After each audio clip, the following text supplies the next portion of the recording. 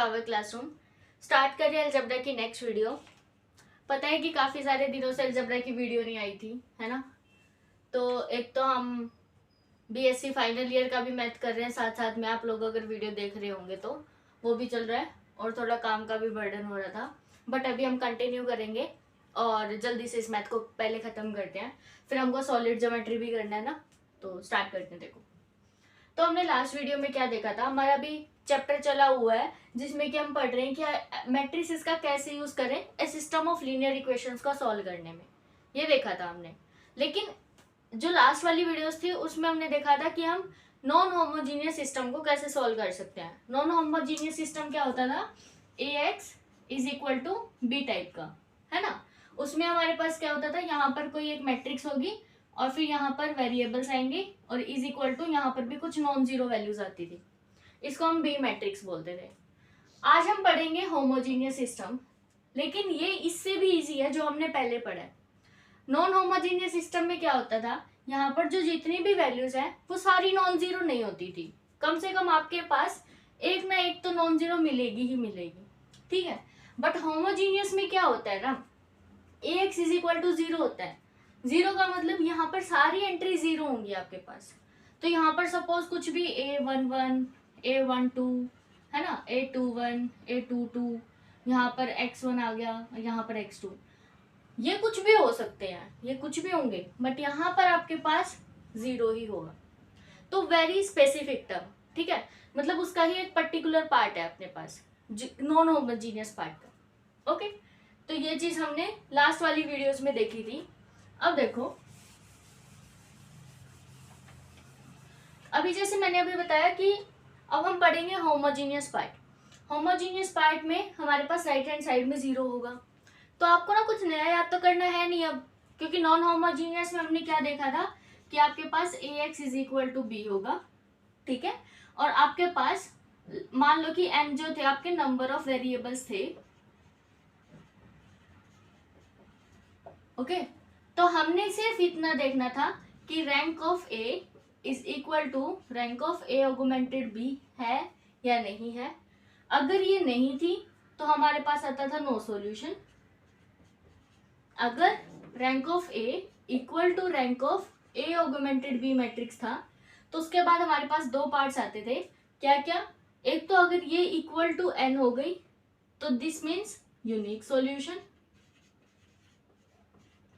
और अगर ये लेस देन एन आ गया तो इसका मतलब इनफाइनाइट सॉल्यूशंस। ओके, तो ये सब हमने नॉन होमोजीनियस के लिए देखा था। तो this one is for non homogeneous.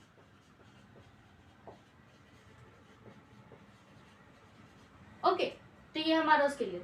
लेकिन अभी हम जैसे कि होमोजीनियस देख रहे हैं ना, तो होमोजीनियस में मैंने बताया कि हमारा जो बी पार्ट है ना वो हमारा जीरो हो जाएगा। तो होमोजीनियस में हमारे पास होगा A X is equal to zero. तो इसको ही फॉलो करो। यहाँ पर अभी भी हमारे पास मान लो कि एन है जो नंबर ऑफ वेरिएबल्स हैं,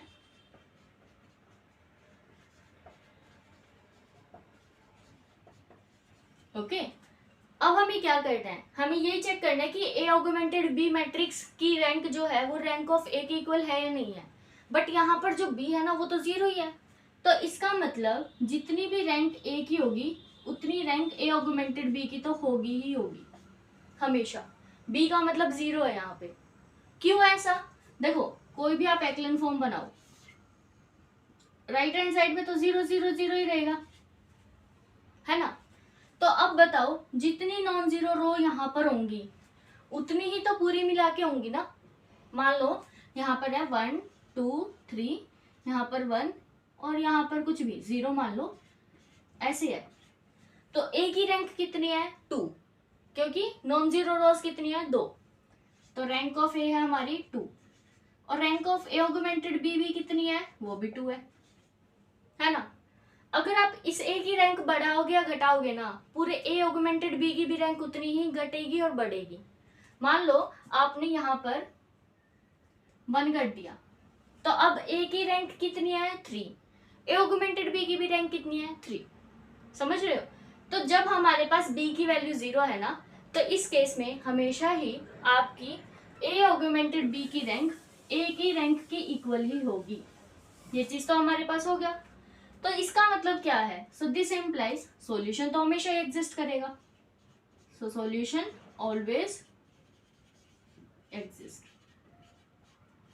तो इसका मतलब मैं ये कहना चाह रही हूँ कि अगर आपके पास होमोजीनियस सिस्टम है तो आपके पास सॉल्यूशन तो हमेशा ही होगा। जबकि इसमें क्या था, नो सॉल्यूशन का ऑप्शन भी था ना आपके पास, ठीक है। बट यहाँ पर ऐसा नहीं है। एक चीज ध्यान से देखो, अगर आपके पास A X is equal to 0 है, ओके, एक्स का मतलब वेरिएबल्स है ना, लेकिन अगर यहाँ पे आप x is equal to 0 put करोगे तो ये सिस्टम को सेटिस्फाई कर रहा है ना। तो इसका मतलब आपके पास एक सॉल्यूशन तो ए को जाने बिना ही आप बता सकते हो। अगर मैं आपको ए मैट्रिक्स कुछ भी दूं, एक ट्रिवियल सॉल्यूशन हमेशा ही क्या आएगा, x is equal to 0। Okay, देखो, तो सॉल्यूशन हमेशा ही एक का एग्जिस्ट करेगा। और उसके बाद अब देखना है कि यूनिक होगा या इनफाइनाइट होगा।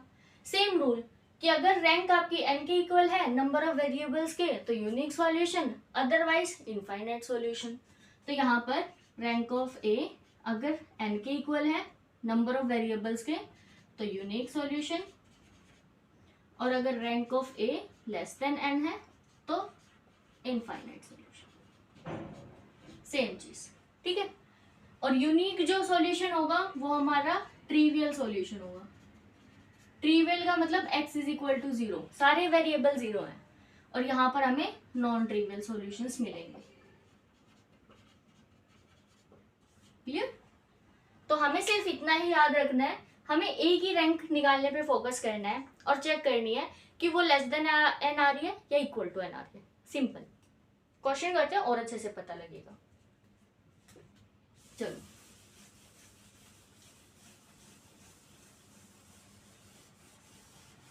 ठीक है। तो ये सारी चीजें अभी हम याद रखेंगे जो ये अभी हमने देखी है। फॉर्मूला बेसिकली याद होना चाहिए। तो फर्स्ट क्वेश्चन इज कि आपको सॉल्व करना है x minus y plus z is equal to 0, x plus 2y minus z is equal to 0 and 2x plus y plus 3z। या ओके, तो ये सिस्टम है अपने पास। तो इसको ऐसे ही कन्वर्ट करेंगे जैसे अभी हमने बताया। कैसे? ए एक्स इज इक्वल टू 0 की फॉर्म में। तो ऐसे लिखो ना इसको,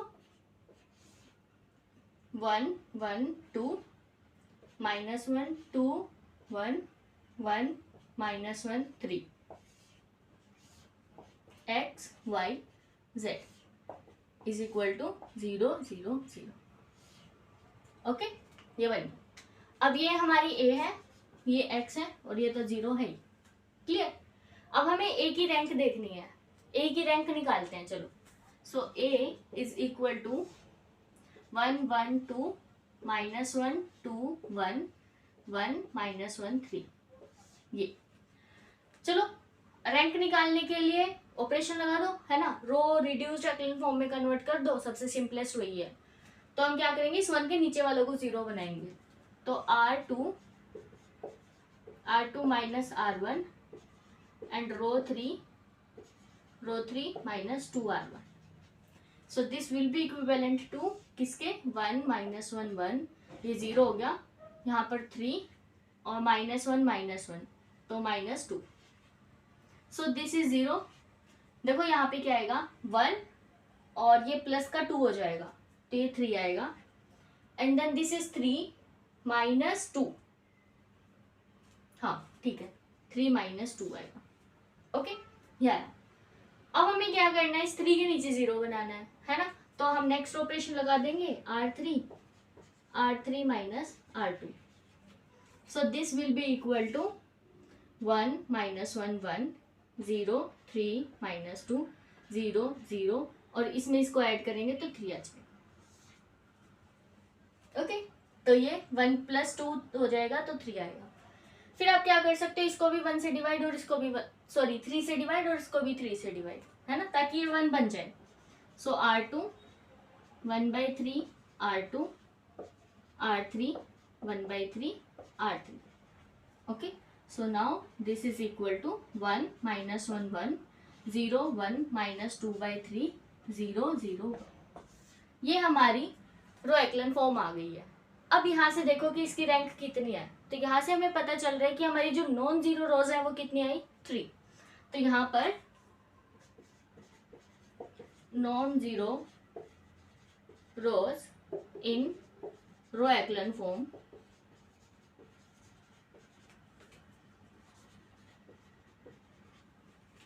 आर 3, तो this implies rank of A हमारी कितनी है 3। और नंबर ऑफ वेरिएबल्स भी देखो कितने हैं, वो भी 3 हैं, where n is equal to number of variables, और ये भी हमारे कितने हैं 3। तो यहाँ से हमें पता चला कि rank of A equal to 3 which is n number of variables, है ना। तो यहाँ से हमें पता चला क्या, कि इसके पास यूनिक सॉल्यूशन है। ओके, यूनिक सॉल्यूशन तो है। अभी मैंने बताया था कि जब यूनिक सॉल्यूशन होता है तो उसका मतलब होता है ट्रिवियल सॉल्यूशन। ट्रिवियल का मतलब सारे वेरिएबल्स जीरो हैं। तो जब भी यूनिक सॉल्यूशन आए होमोजीनियस सिस्टम के अंदर, तो आपको क्या कहना है कि आपके सारे वेरिएबल्स क्या आएंगे, जीरो। और ये स्ट्रेट फॉरवर्ड नहीं है, ऐसा नहीं कह रही कि मैं रट्टा मारो आप। इसका मतलब क्या है, देखो ये आपकी ए मैट्रिक्स थी और मैंने बताया, यहीं पर कर लेते, देखो ये आपकी ए मैट्रिक्स है और इसको आप इसके इक्विवेलेंट भी लिख सकते हो, 1 0 0 -1 1 0 1 -2/3 1 और 0 0 0, क्योंकि इधर तो कोई फर्क नहीं पड़ेगा ना, इधर तो आप कुछ भी मल्टीप्लाई करो डिवाइड करो ये तो जीरो ही रहेगा। और अगर आप इसमें से इसको माइनस करोगे इसमें इसको प्लस करोगे तो भी जीरो रहेगा, तो इसलिए इधर कोई फर्क नहीं पड़ा। फिर हम क्या करते थे, जैसे नॉन होमोजीनियस पार्ट में आपको याद हो तो हम इसको हटाते हैं एक बार। हाँ, तो नॉन होमोजीनियस पार्ट में हम क्या करते थे, लास्ट से लिखना स्टार्ट करते थे, इसकी मल्टीप्लाई z से इज इक्वल टू दिस, इसकी y से इसकी z से इज इक्वल टू दिस, इसकी x y z से इज इक्वल टू दिस। तो यहाँ से क्या आ रहा है, 1 into z is equal to 0, तो यहाँ से आया z is equal to 0, z की वैल्यू आ गई।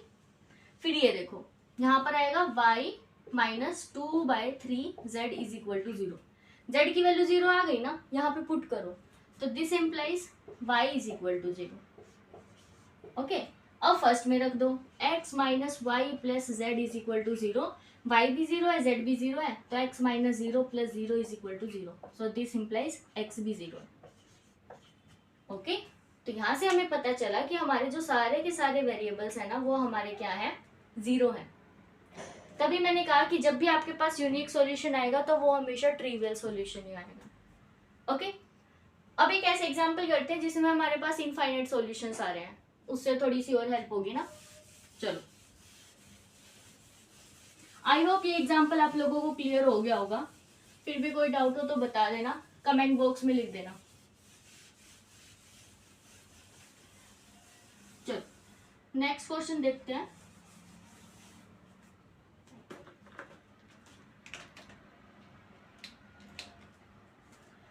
Next question, question number 2।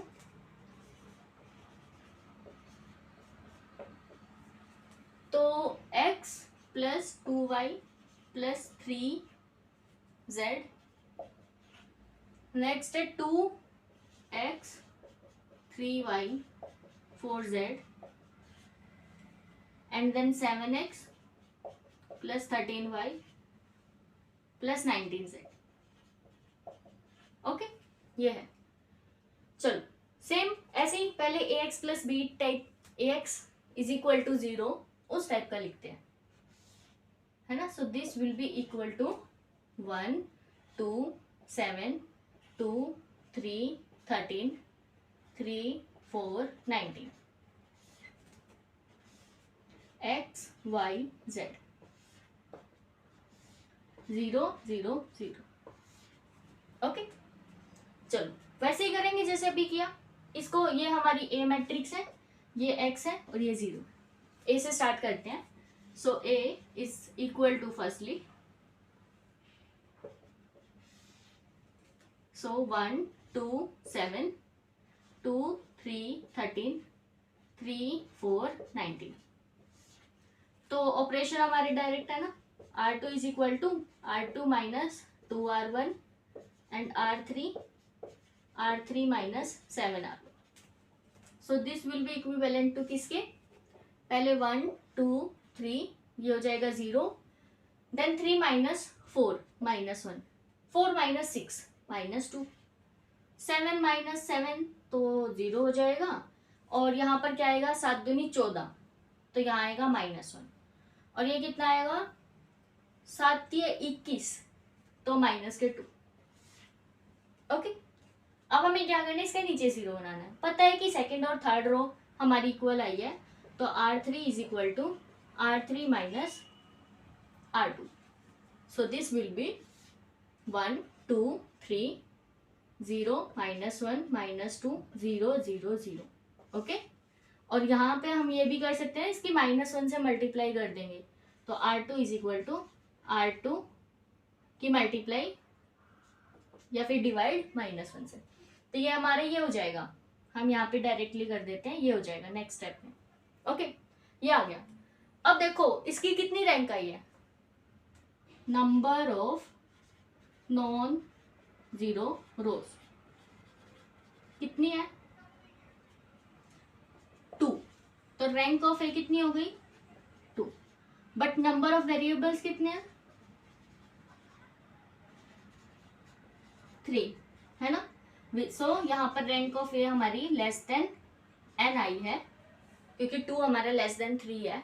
तो यहाँ से हमें पता चला कि हमारे पास क्या होंगे, इनफाइनाइट सॉल्यूशंस. ओके. अब अगर हमारे पास इनफाइनाइट सॉल्यूशन है तो वो निकाल के भी दिखाने हैं. तो इसको लेते हैं अभी. जैसे मैंने अभी बताया, आपको क्या करना है, आप अपना माइंड में अज्यूम करो कि इसके साइड में ऐसे ऑगमेंटेड करके 0 0 0 लिखा हुआ है. ठीक है.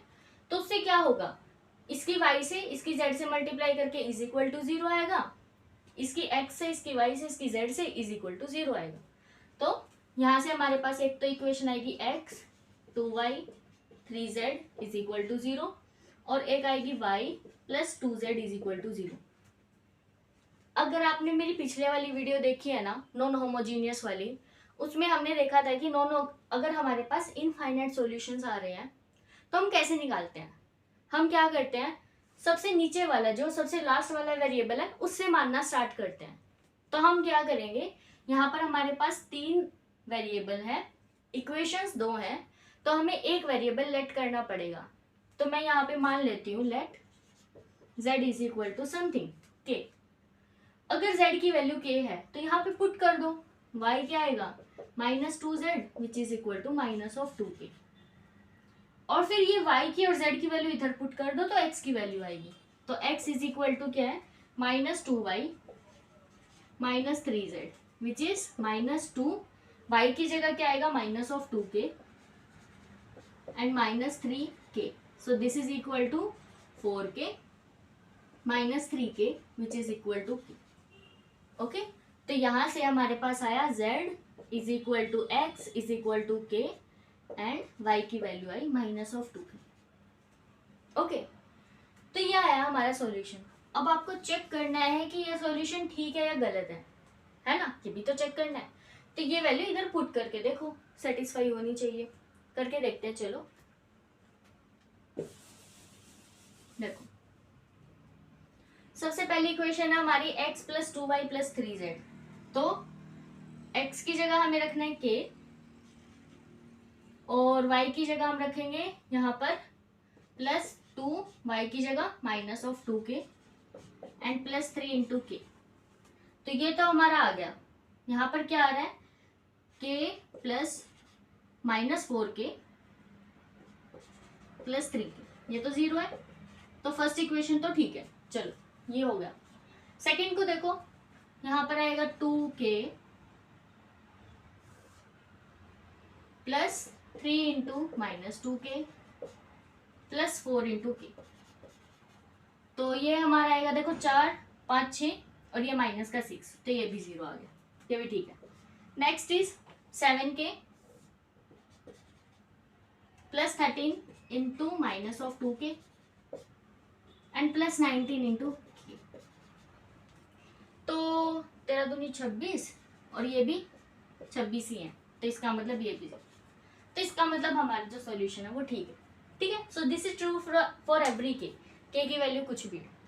ओके, तो इस तरह से हमारे इनफाइनाइट सॉल्यूशंस भी एग्जिस्ट कर गए। चलो, तो हमने देखो 2 एग्जांपल्स देख लिए जिसमें हमारे पास एक में यूनिक सॉल्यूशन था और एक में इनफाइनाइट सॉल्यूशन है ना। अब हम एक क्वेश्चन करते हैं, जैसे कि हमें क्या करना है, पैरामीटर निकालना है कोई, और हमें दिया है कि आपका सॉल्यूशन कैसा होगा।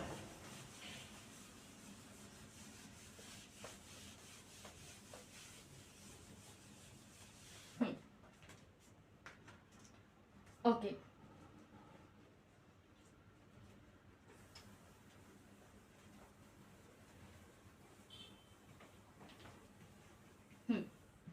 तो नेक्स्ट क्वेश्चन इज, आपको फाइंड करना है के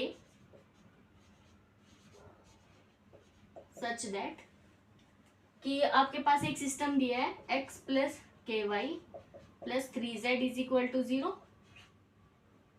4x plus 3y plus k z is equal to 0 and 2x plus y plus 2z is equal to 0। इस सिस्टम के पास उन्होंने बोला है नॉन ट्रिवियल सॉल्यूशन है, this system has non trivial solution.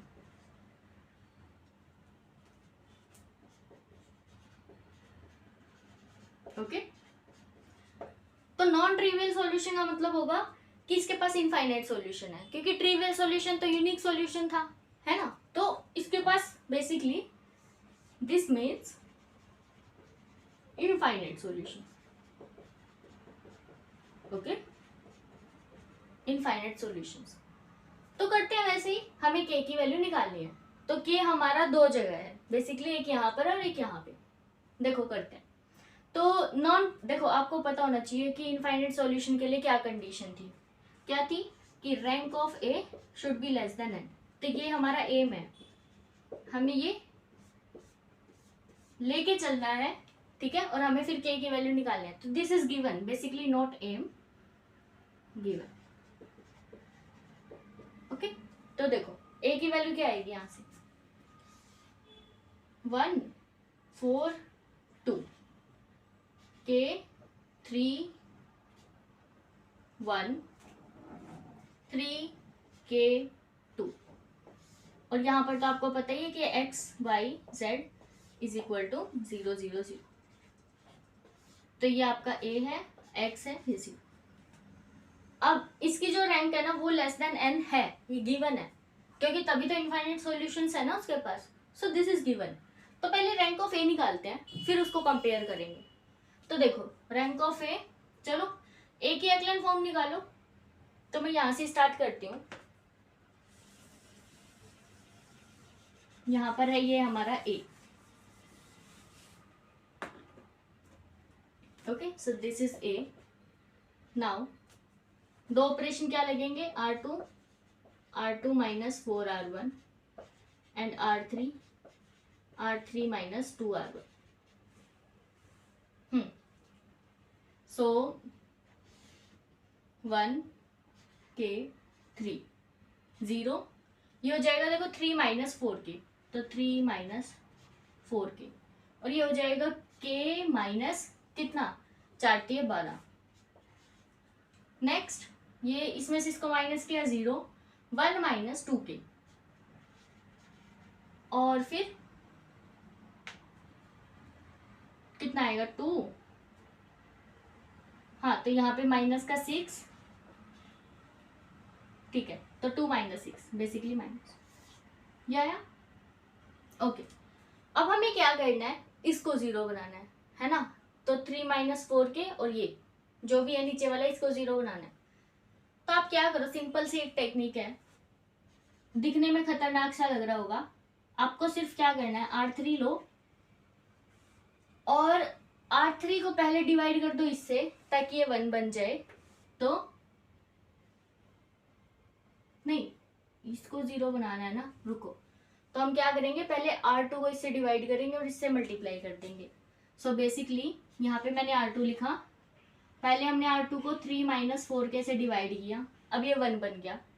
फिर हमने इससे मल्टीप्लाई किया 1 - 2 के, तो कोफिशिएंट सेम हो गया और माइनस कर देंगे। समझ?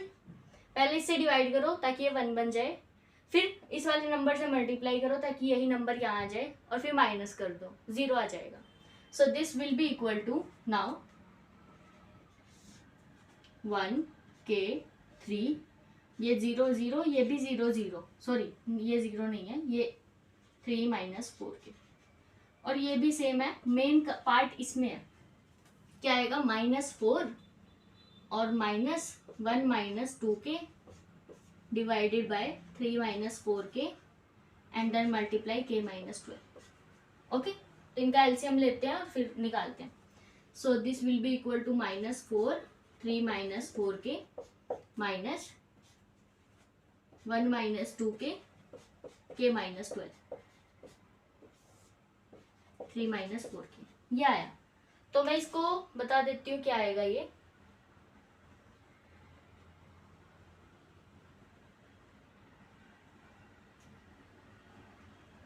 कुछ तो हमने गड़बड़ की है।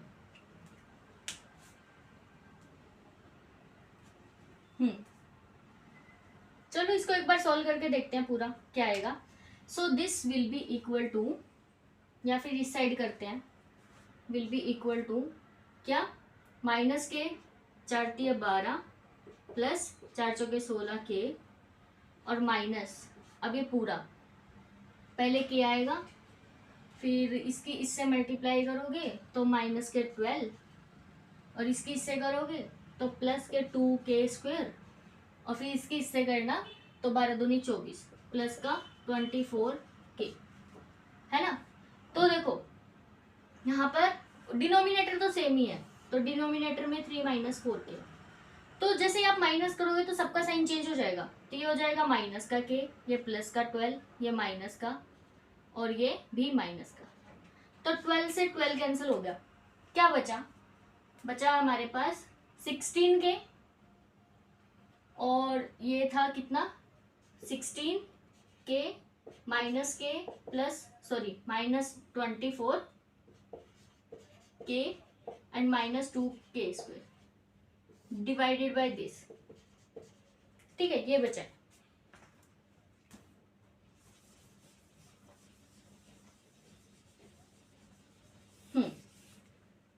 और इसको और थोड़ा सॉल्व करोगे तो ये अपना आ जाएगा,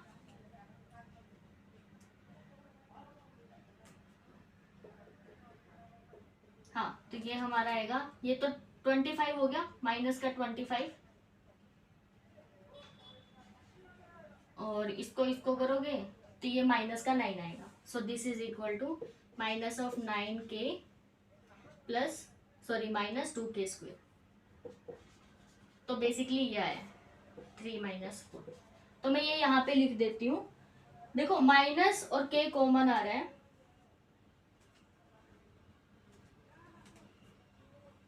कुछ तो हमने गलती कर दी, इरेज भी कर दिया मैंने, क्योंकि यहाँ पर 2k², रुको, हाँ, तो बेसिकली देखो हम मिस्टेक क्या कर रहे थे, मैंने सही लिखा था ये वाली चीज, लेकिन जैसे हमने साइन चेंज किया था तो ये हमारा प्लस का होगा ना, क्योंकि ये वाला देखो 2k² है, ये माइनस का है, तो यहाँ पे ये प्लस का होगा, और डिवाइड में तो अपना जो चल रहा है वो है ही, तो 12 से 12 कैंसिल हो जाएगा, तो हमारा आएगा यहाँ पे 16, और ये आएगा -9k and plus 2k², okay, and divided by 3 - 4k। तो ये नंबर आ रहा है, k को कॉमन भी ले सकते हो आप, तो k को कॉमन अगर लोगे तो ये हमारा बचेगा 2k - 9 and then divided by 3 - 4k। Okay, ये है। अब इससे ज्यादा आप सॉल्व नहीं कर सकते, है ना, यही आ गई हमारी हैकलेन फॉर्म। तो इसने कहा है कि आपके पास नॉन ट्रिवियल सॉल्यूशन है, इसका मतलब इनफाइनाइट सॉल्यूशन है। और इसका मतलब क्या है कि आपकी रैंक फुल नहीं आ सकती। नंबर ऑफ वेरिएबल्स कितने हैं, 3, तो रैंक कितनी होनी चाहिए, उससे कम। उससे कम का मतलब ये है कि ये वाली रो तो 0 होनी चाहिए ना, तभी तो रैंक 2 आएगी, या 2 से कम भी आ सकती है। लेकिन हमारा मोटिव है कि 3 तो नहीं आनी चाहिए, तो इसका मतलब हमारी ये वाली चीज 0 होनी चाहिए, तभी हमारी के की वैल्यू आएंगी। तो इसका मतलब अगर हमारी ये है, so this implies third row of row echelon form